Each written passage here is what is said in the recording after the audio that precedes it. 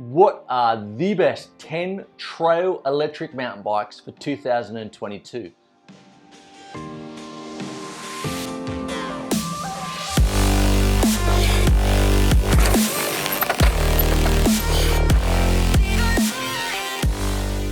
Raiders, welcome back to Sam's Bikes, where you know we only talk e-bikes, and today we are looking at the best 10 trail electric mountain bikes on the market in 2022.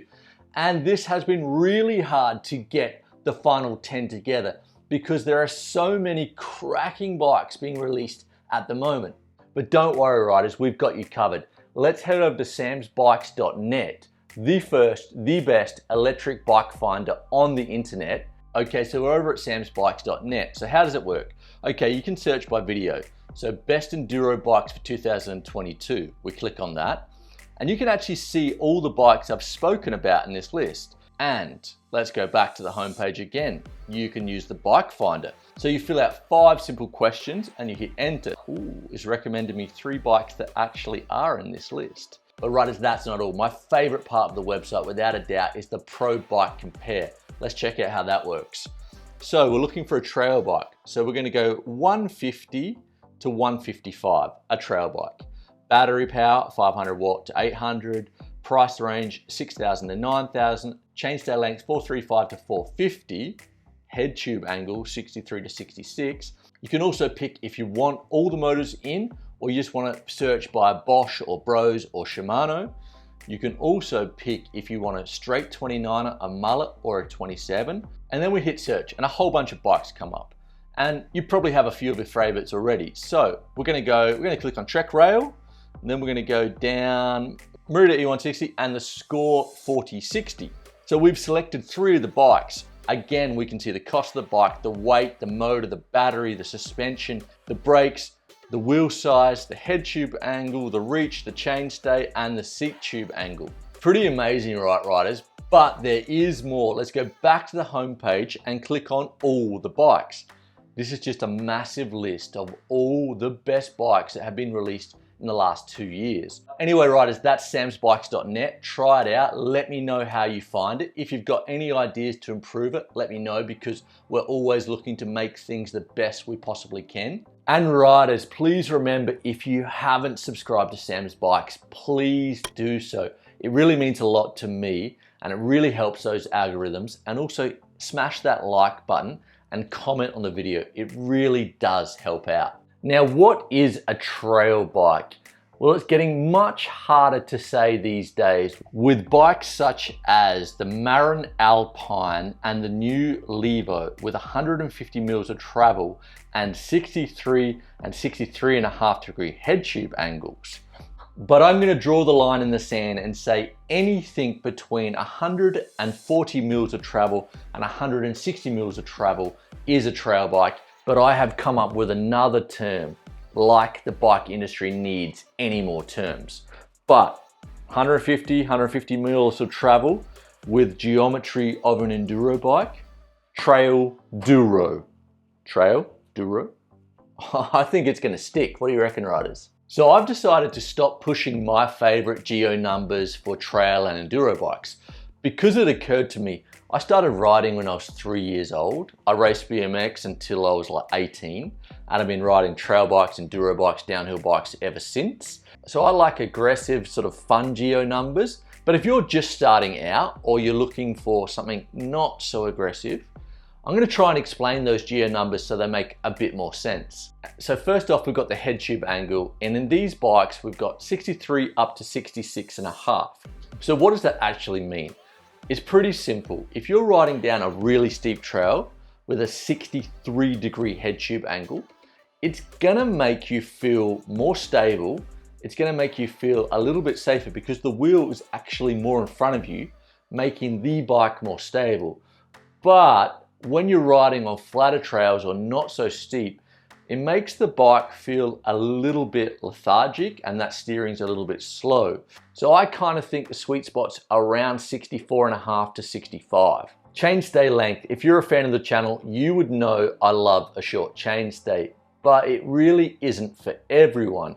A short chainstay is going to make the bike feel more playful coming in and out of corners. It's going to be faster to change direction, but it's going to be less stable at high speeds, and it's also not going to climb as well as a longer chainstay. I would say if you're looking for a really good climber or something that's really stable at high speeds, or you're a beginner, maybe look for a longer chainstay. And now reach, which isn't really a geo number, it's more about how the bike fits you. And I think it's really important because in the last couple of years, bikes have been getting longer and slacker all the time. And I kind of think people are riding longer bikes or bigger bikes than they really need to be. And Specialized has changed their sizing, and they've gone from S1 to S4. And S stands for style. So you can actually ride, like I could ride in the Levo, I could ride an S3, an S4, or even an S5. So if I went for the shorter reach in the S3, that would make the bike more playful, similar to a short chainstay. And if I went for an S5, it would make the wheelbase overall a longer bike, making it more stable, but longer to turn into those corners and also to jump. A shorter reach is easier to play around with the bike in the air. And typically with a trail bike, I'm looking for reach numbers of around 470 to 485. And if I wanted to go really fast, more sort of like a downhill enduro bike, I'm looking at reach numbers around 485 to 500. And before we jump into the list, a massive shout out to our sponsors. Orbea, making amazing e-bike tires. I've just gone over to the ultra soft on Magic Mirror on the front on my Kenevo and Levo, and I'm loving it. And Insta360, I've been using this crazy tiny little camera for the last couple of weeks. Look at this, riders, 26 grams. It is really cool, and you can mount it anywhere on your bike, which I'm really loving. Anyway, onto the list. Trek Rail. The Rail is a sweet trail bike from Trek, and they've actually just updated the frame in the top spec to fit a 750 watt battery. For what I see, the Trek Rail hasn't changed that much. It's gone about 20 mil longer in each size in reach, which for me, I don't really think it was necessary. I think the reach was already pretty good on that bike, and I also don't feel the 750 watt battery is necessary. What I would have loved to have seen is a Trek Slash. They really desperately need an enduro bike. The Rail's rolling on 29 wheels, 160, 150 travel, Bosch Gen 4, 750 watt battery in the top spec. Geo numbers in the new large, reach 487, Headtube Angle 64.2, and a chainstay of 448. I was lucky enough to test the Trek Rail a couple of months ago. Thanks, Iago, you're a legend. Link will be in the show notes if you want to see that. It's an amazing bike. I was really impressed on how stable and fast it was, and pretty fast turning with a 448 chainstay with 29ers. But the Trek Rail is available in 4 sizes and starting at 4,700 euros. Merida E160. The E160 is a classic. It might be showing its age a little bit as far as geo numbers, but it had to make the list. Rolling on a mullet, so 29, 27.5, 160, 150 a travel, Shimano EP8, 630 watt battery, geo numbers in a large, 460, 65.5 Headtube Angle, and a 439.5 chainstay. The E160 is a classic, and loads of my mates in Australia have it because it's an amazing value bike. I would love to see like a flip chip coming in, just giving me a little bit more Headtube Angle when you're riding steeper stuff, but it's still a great bike. Available in 4 sizes and starting from 4,700 euros. Canyon Spectral.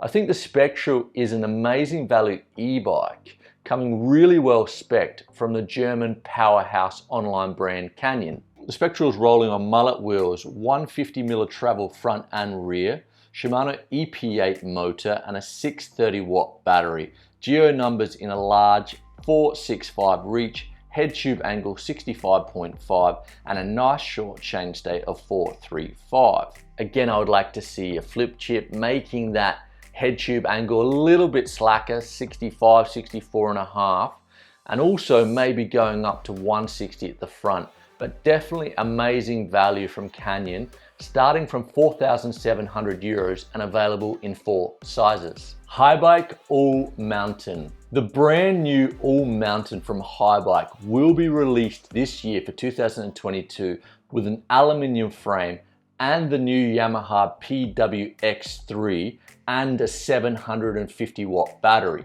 Rolling on mullet wheels, 160 suspension front and rear, geo numbers in a large, 475 reach, 460 chainstay and a 64.5 Headtube angle. If you look at the top model Haibike, it's dripping in Fox Kashima, really good spec, coming in just over 6,000 euros. That is great value. Available in 4 sizes and starting at 4,300 euros. Specialized Levo Gen 3.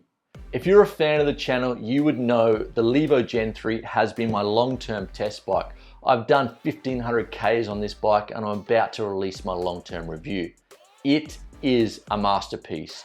6-way geometry changes, so you can turn this bike into a trail bike or a trail duro bike, making it possible to ride tame trails and also take it to a bike park. It is hugely versatile and I really dig this bike. Rolling on mullet wheels, so 29 at the front, 27.5 at the back, 160, 150 suspension, Bros Mag S motor, 700 watt battery, and with a 6-way geo changes, you can go from 63.5, 64.5, and 65.5. You can also drop the bottom bracket so you get more of a planted feel, or you go in the high setting and you get more of a playful feel. Reaching a large 477 and a chainstay of 422. Available in 5 sizes and starting from 6,000 euros for the new aluminium model. Marin Alpine Trail.